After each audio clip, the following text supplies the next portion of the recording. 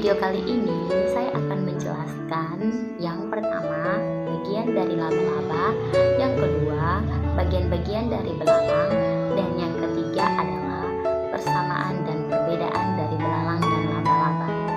Sebelum menonton video ini, jangan lupa untuk like, comment, and subscribe.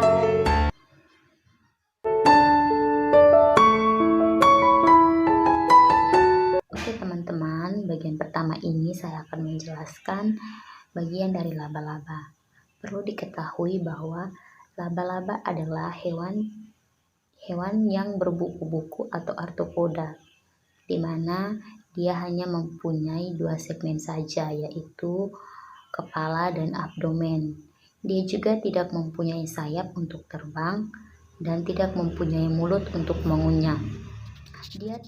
Baik teman-teman, jadi laba-laba merupakan hewan pemangsa atau karnivora, bahkan kadang-kadang kanibal. Mangsa utamanya laba-laba itu adalah serangga. Hampir semua jenis laba-laba, mangsa utamanya itu adalah serangga, dengan perkecualian sekitar 150 spesies dari suku Uloboridae dan Holarceidae dan subordo Mesothalae yang mampu menginjeksikan bisa melalui sepasang taringnya kepada musuh atau mangsanya. Meski demikian, dari puluhan ribu spesies yang ada, hanya sekitar 200 spesies yang gigitannya dapat membahayakan manusia. Jadi, seperti yang teman-teman pada lihat di gambar, laba-laba itu memiliki dua segmen tubuh, yaitu prosoma dan abdomen.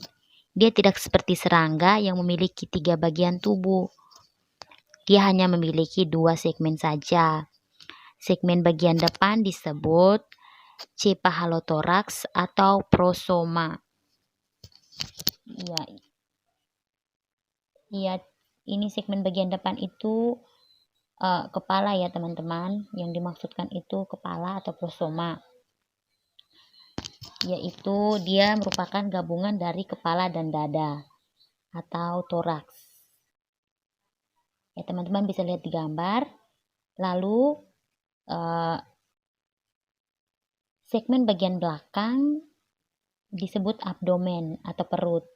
Ya, ini bagian belakang itu seperti kantung ya teman-teman, perutnya, atau opistosoma. Ya, teman-teman bisa lihat pada gambar. Lalu antara cephalothorax dan abdomen terdapat penghubung tipis yang dinamai pedikel atau pedicellus. Teman-teman bisa lihat di sini, berarti dia di antara, berarti di tengah-tengah ya. Ini ada penghubung tipis ini, sudah bisa lihat teman-teman. Lalu pada prosoma atau kepala terdapat sistem saraf, lambung, mata, kelenjar racun. Lalu pada bagian abdomen terdapat jantung, usus, paru-paru, tenggorok, ovati, organ ekskresi, tulang belakang. Ya, teman-teman bisa lihat di sini. Lalu pada bagian kepala itu dia tidak memiliki mulut atau gigi untuk mengunyah. Sebagai gantinya, mulut laba-laba berupa alat penghisap untuk menyedot cairan tubuh mangsanya. Ya, teman-teman bisa lihat di bagian kelenjar racun itu merupakan untuk kelenjar racun.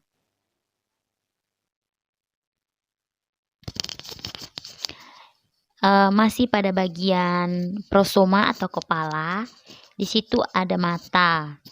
Mata pada laba-laba umumnya merupakan mata tunggal dan bukan mata majemuk seperti pada serangga. Lalu kebanyakan laba-laba memiliki penglihatan yang tidak begitu baik, tidak dapat membedakan warna atau hanya sensitif pada gelap dan terang. Lalu untuk menandai kehadiran mangsanya, Pada umumnya laba-laba mengandalkan getarannya. Jadi mereka tidak mengandalkan mata untuk melihat mangsanya, tetapi mereka mengandalkan getaran. Karena kadang-kadang juga penglihatan mereka tidak terlalu begitu baik. Kadang juga bahkan ada yang buta. Jadi untuk menandai kehadiran mangsanya, pada umumnya mereka mengandalkan getaran.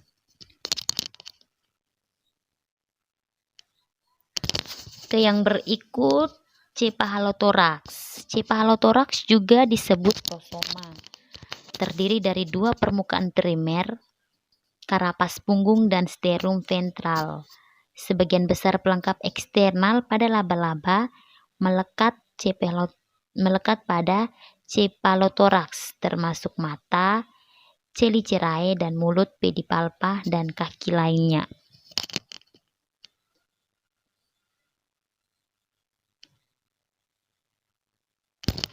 Oke, tadi teman-teman tadi saya sudah menjelaskan mata atau indera penglihatannya. Jadi ini merupakan gambar mata pada laba-laba ya teman-teman.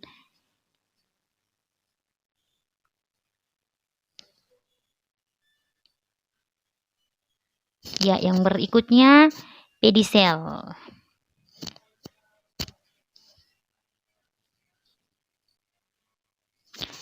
Pedicel Cephalothorax bergabung ke perut oleh pedicel tipis yang fleksibel. Hal ini memungkinkan laba-laba untuk menggerakkan perutnya ke segala arah dan dengan demikian, misalnya, meminta sutra tanpa menggerakkan Cephalothorax. Pinggang ini sebenarnya adalah segmen terakhir atau somite dari Cephalothorax dan hilangnya di sebagian besar anggota arachnida lainnya. Jadi yang merupakan pedicel itu dia di antara kepala dan abdomen ya teman-teman. Dia berarti dia di tengah-tengah. Dia merupakan bagian yang paling tipis. Merupakan suatu penghubung antara abdomen dan kepala.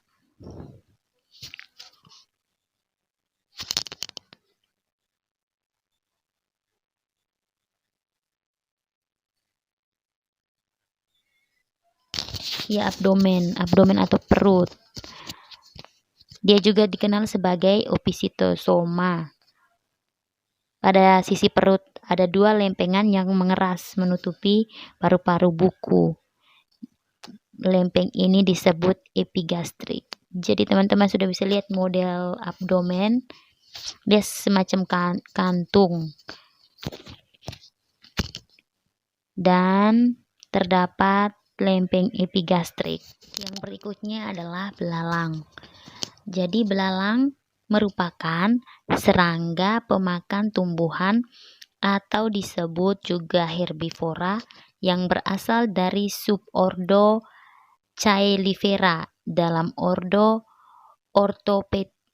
Orthoptera. Salah satu jenis serangga yang dilengkapi dengan sepasang antena dengan ukuran yang selalu lebih pendek dari ukuran tubuhnya. Belalang memiliki 3 bagian tubuh utama, seperti kepala, dada atau torak, dan perut atau abdomen.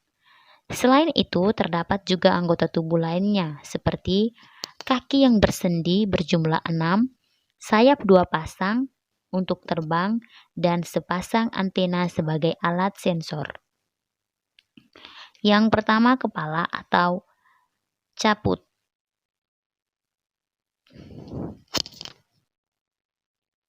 Ya, ini teman-teman sudah bisa lihat pada gambar kepala atau caput. Pada serangga terdiri dari 6 ruas atau segmen. Terdapat sepasang mata majemuk terletak di kiri dan kanan kepala. Jadi ini merupakan matanya. Ya, ini sudah ada gambar matanya. Ada antenanya, simple eye. Antena, ada mulutnya, lalu Ya, serangga juga mempunyai mata oceli. Ini juga atau ocelis mata sederhana yang kecil terdapat pada serangga yang belum dewasa atau larva atau nimfa maupun yang telah dewasa. Sepasang antena yang berfungsi sebagai alat perasa. Jadi ini merupakan antenanya. Sudah tertera ada antenanya. Lalu pada mulut, bagian-bagian dari mulut adalah labrum atau bibir atas, mandibula, sepasang rahang untuk mengunyah atau memamah makanan, maksila, sepasang rahang untuk memegang atau meraba, hipofaring atau lidah, labium, bibir bawah yang berfungsi untuk memegang makanan dan juga sebagai indera perasa. Ini teman-teman bisa lihat di sini. Ya, labium atau labium dan maksila. Ini merupakan bagian dari mulut. Teman-teman bisa lihat di sini. Ya. Yang berikutnya itu adalah dada atau toraks.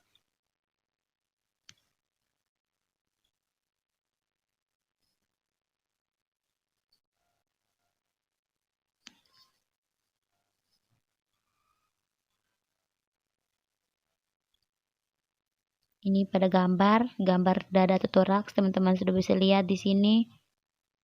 Ya.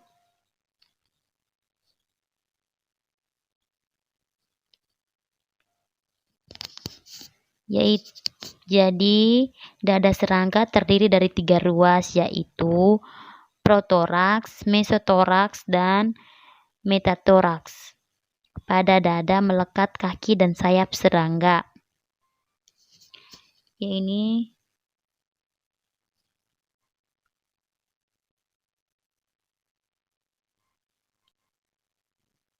lalu kaki atau tungkai, bagian-bagian dari kaki, yaitu coksa atau koksa, ruas kaki yang terletak pada bagian pangkal kaki dekat dada. Lalu trochanter, ruas kecil mengikuti coksa. Femur merupakan ruas kaki yang paling besar. Tabia sama panjang dengan femur tapi lebih langsing atau ramping. Tarsus, jamak tarsi terletak di ujung tibia, tersusun atas 1-5 ruas. Pada ujungnya terdapat 1 atau 2 kuku. Pada kuku terdapat struktur menyerupai bantalan yang disebut pulvulus atau areolum. Lalu yang berikutnya perut atau abdomen. Ya, teman-teman bisa lihat di sini abdomen di bagian mana. Ya, dia lebih besar dari dada ya, teman-teman. Jadi dia terdiri dari 11-12 ruas. Lalu pada ruas yang ke-11 terdapat tambahan ruas yang disebut cercus atau jamak cerci. Pada ruas yang ke-12 atau telson atau periprot terdapat lubang untuk membuang kotoran atau anus. Alat reproduksi betina terletak di ruas ke-7 dan ke-8, sedangkan alat reproduksi jantan terdapat pada batas belakang. Pada abdomen juga terdapat lubang-lubang berpasangan pada kedua sisi yang disebut sprikel, berfungsi dalam proses pernapasan. Ya, teman-teman bisa lihat di sini ada sprikel di sini ya. Ini merupakan sprikel. Dia berfungsi dalam proses pernapasan. Ya, sudah. Yang berikutnya itu adalah perbedaan belalang dan laba-laba. Perbedaannya itu yang pertama, laba-laba mempunyai 8 kaki, sedangkan serangga hanya punya 6 kaki saja. Yang kedua, serangga terdiri atas 3 bagian tubuh, yaitu kepala,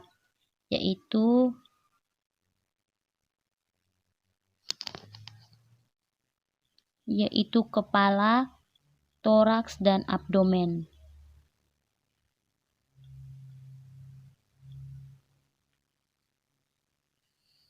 Sedangkan laba-laba hanya terdiri atas 2 bagian saja, yaitu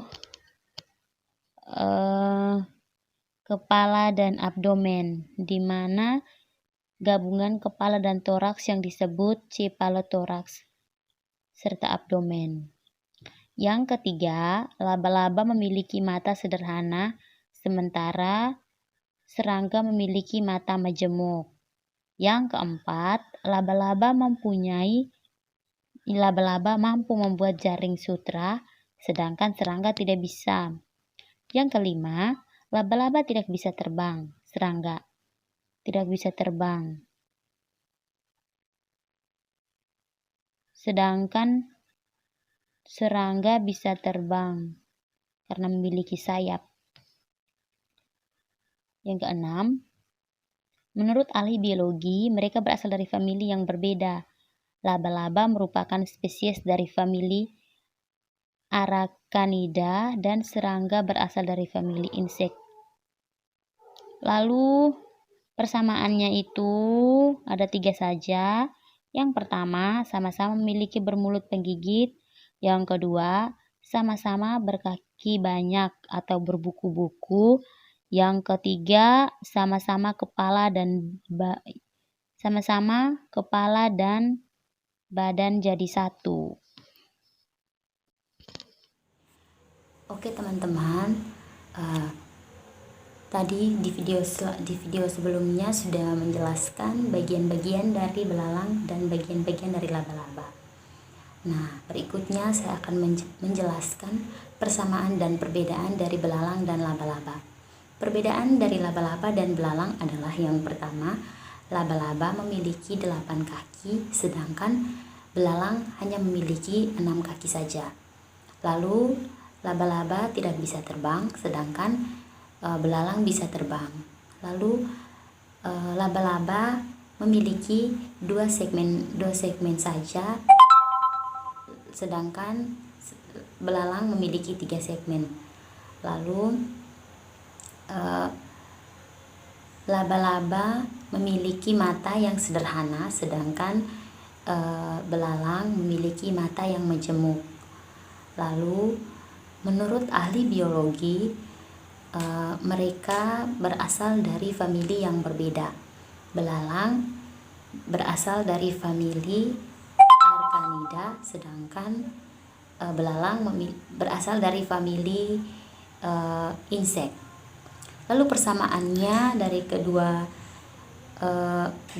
belalang dan laba-laba itu adalah memiliki bermulut penggigit dan berkaki banyak atau berbuku-buku.